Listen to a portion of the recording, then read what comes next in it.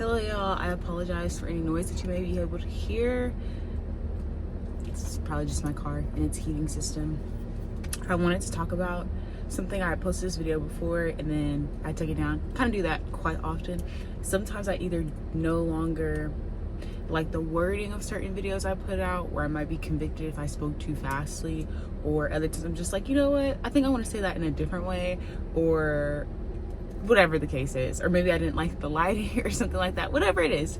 So I did not think that God was going to give me provision if I left my abusive household. And I know that's like, oh, that's pretty heavy, but depending on what the topic is, you probably clicked on this video for a reason. And so I'm bringing this up because I know that as Christians, we can throw around the topic provision a lot. What is provision? Provision is you getting what you need to go forward. Not every single little thing taken care of, like even the minute details, because if God was doing every single thing for us, then it would be more of a control tactic on his end, or like control damage, versus us having the ability to choose, which that can go into another slew of topics. But provision that God gives us is not every single thing to help us throughout this journey. And I am not talking about our salvation and different things like that. As far as salvation is concerned, he has given us everything we need, or should I say who we need, and that is Christ. He has given us the church in different communities. And if you're in the South, you cannot say you don't have a church near you, because there's millions of ones here. He's given us community by being able to fellowship with other believers. We just have so many things that he's given us that we need. But I am talking about more specific things. Like, okay, you prayed for God to help you in a certain area, and it's like, okay, I kind of need some tools to help me. That is what I'm referring to. He gives us some things to help us along the way, but not every single little thing, because there are still tasks that we have to do or learn or try out, etc., etc. That is what I mean. So I don't want to give any other inkling to think that we don't need Christ and Christ alone. Okay, we're saved by grace, not of our own good works. So let me make that clear. But I'm bringing up provision because I grew up in a household influenced with a lot of abuse, with a lot of theological views. They were false. I'm just going to be real with you.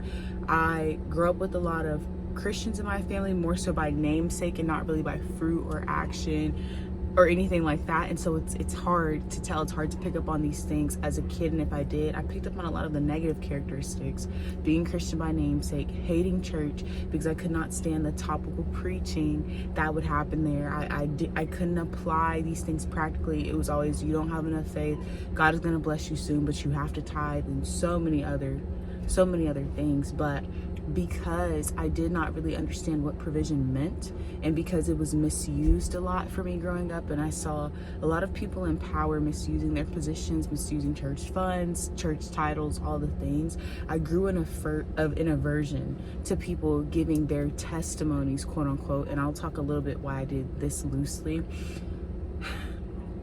And I would become envious. Like, what do you mean God gave you provision for that? Or was that really God, or did you have a connection? And so that's why I did that loosely, because I know there are some Christians whose heart is probably in the right place, but pure intentions isn't enough. Pure intentions can still send you to hell.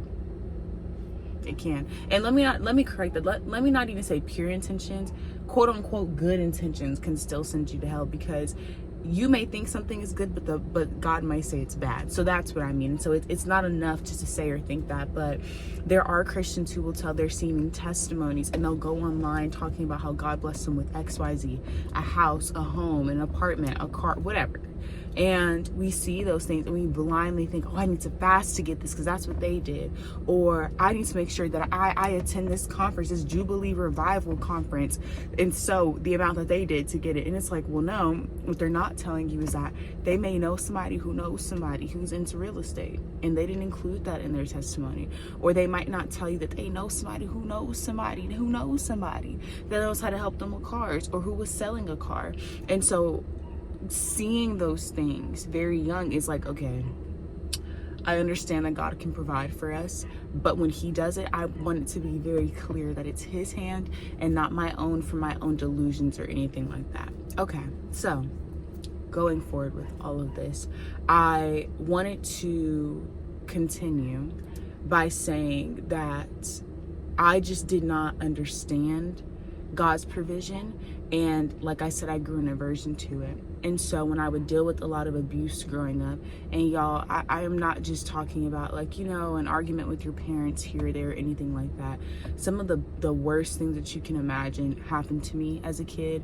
And what made it even worse is that I did not have support. And so this story can be the same for my siblings and cousins, but I don't want to do their sharing for them. So just know that when I'm talking about me as a child and experiencing things, it wasn't just me. I wasn't just singled out. It was a lot of my younger family members, unfortunately.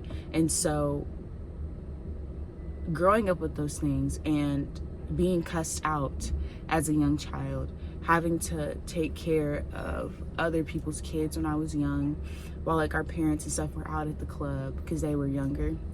And I say parents, really, my father was never really around. And even when I tried to rekindle that relationship, that came with its own set of things. And then what would also make things worse is I always heard growing up, whenever abusive things would be done or said to me physically, like family members putting their hands on us, and I'm not talking about a spanking here and there, like punches or like getting flicked in the face like this or like in the eye, just, you get the point. Sexual abuse, emotional abuse, neglecting us by not cooking sometimes, or taking meals away as like a punishment, or just not being there, like just going MIA and coming back, and it's like, oh, so we're not going to talk about the fact that you just had a mental breakdown. That type of stuff happened quite often for me. And so because I grew up with those things, I knew older, even before I rededicated my life to Christ at 14 or 15, I was like, if I do something, I'm gonna do it myself. If I need something, I'm going to hustle to get it done. And I didn't care, for the most part, how I had to get that done. I would explore any route. And so when I gave my life to Christ, and I'm hearing that you have to submit to God, and I don't even have a relationship with my father. My earthly father doesn't even take care of me, and we don't even talk. And at the time I was still talking to my mother. I'm not in cahoots or communication with a lot of my family members, and I'm not saying that if you have one problem that I'm an advocate for that. However, when there's abuse involved, all the fluttery, rekindle and just talk things through, that goes out the window, because you're now charting very dangerous territory. And if they don't harm you and bring your demise, they can put things in place that will. So for example, you might not have a family members who's physically abusive to you, but their emotional abuse and them always trying to hindering what you're doing and trying to control every aspect of your life could lead you to have suicidal thoughts. Experienced that as a kid, been in psychiatric wards, different things like that. Why am I saying all these things? Just so that you understand everything that I have been through. And I am only 20 right now, so it is only by the grace of God that He has brought me this far. But dealing with all of those things with my family members, and then having to be told when I rededicate my life to Christ that, yeah, you know, you actually have to submit to God. You got to follow His word, and He's your spiritual father. And I'm like, you mean to follow you when I don't even follow my earthly daddy? How did that make sense? So I had this huge problem. That mixed with the fact that I did not believe that God would provide for me, because unfortunately, and woe to these people. And I feel sad and pity for them, but also anger, because why would you tell me this as a child? And two, they probably believe the same thing because they could have been victims themselves. But so many people would tell me, in my family and outside of my family, and I listened to them because I thought I had to submit to them because they were older, regardless of their relationship to me. They would say, you know, blood's thicker than water. Family always comes first. And they would say, or you only get one parent, you only get one dad, and God would want you to do this, or you know, you only get one aunt, and you only get, you know, all these things. One, they only got one daughter, one oldest daughter, one first child, one great granddaughter, one granddaughter, one niece, one great niece. They only have one of me, and yet they still neglected me. When you're talking about abuse like this, the rekindling and all that stuff goes out the window. I'm such a huge advocate for leaving, and don't even make it a loud leave, just leave. We so often think it's a joke with domestic violence and familial abuse and all these things, but it's not. It really is not. And I've grown up seeing a lot of domestic violence too, unfortunately. It's still going on in my family as we speak, and that breaks my heart. But they would say those things like, you know, you only get one of them, like time is short. Time was also short when I was conceived and brought into this world. And I was not taken care of as a child. I was neglected.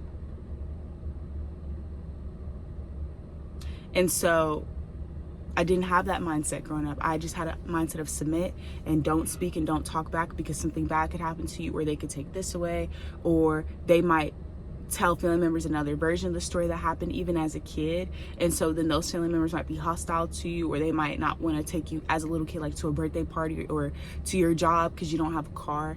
And so I stayed. You have people in the church literally tell me, oh, just forgive, oh, that's just such and such, that's just how they act. When it's abuse, you should never, as a Christian, tell someone else to stay. You don't work through that. You're working through that is praying for that person, working on forgiveness away from them, and leaving. Building yourself back up, because abuse breaks you down. Abuse over time can change the way your brain looks on the inside. If that is not enough to deter you, I don't know what will be. And I get it, because just even the average woman in a domestic violence relationship, and this can happen with men as well, takes her 7 times to say, I'm gonna leave, before she actually leaves. And so for me, I did not immediately leave my parents and my aunt and any other people I no longer talk to right now because of abusive things that have happened, or different things that they've swept under the rug or covered up that happened to me as a child and did not take accountability. I didn't stop talking to them the first time an instance happened. And one of the other reasons I'm getting to the point in this video is because I did not believe that God was going to provide for me. I thought that if I left, I would have nothing. I would have to start over from scratch, which in a physical sense is true. But I had him as my father. He was here. He was encouraging every step of the way for me. If you are someone who is in an abusive cycle, it does not have to be with your parents. It can even be with an older sibling. It can be with a spouse, a boyfriend or girlfriend. And I'm not telling you to lack accountability in these situations, and I'll get to that later as well. But you need to leave. You don't need to post on Facebook about it. You don't need to post on TikTok about it, knowing that you're gonna stay anyways. You need to leave. I can make this video now because the main people who were causing harm to me, I no longer talk to. So I don't have to walk on eggshells. I'm also hours away from them, and that is on purpose. And God has blessed me with new community. Even think about Jacob and Esau. Jacob and Esau, I'm pretty sure they loved each other dearly, but at one point they hated each other. And they needed time away from each other, and that's okay. That is okay. However, when abuse is involved, you should not even be thinking about rekindling. I would be on the side of ever, but you need a good couple years. A couple months is not enough. A couple weeks is not enough.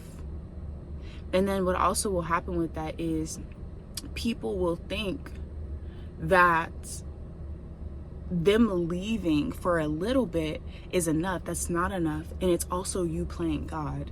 Whenever God takes us out of situations, even just look at the Israelites, for example. And I apologize, with the issue with Jacob and Esau, I was saying they rekindled, but it was after time, and both of their hearts were pure and they repented. Like, do you understand what I'm saying? Like, you could tell by their actions they were changed.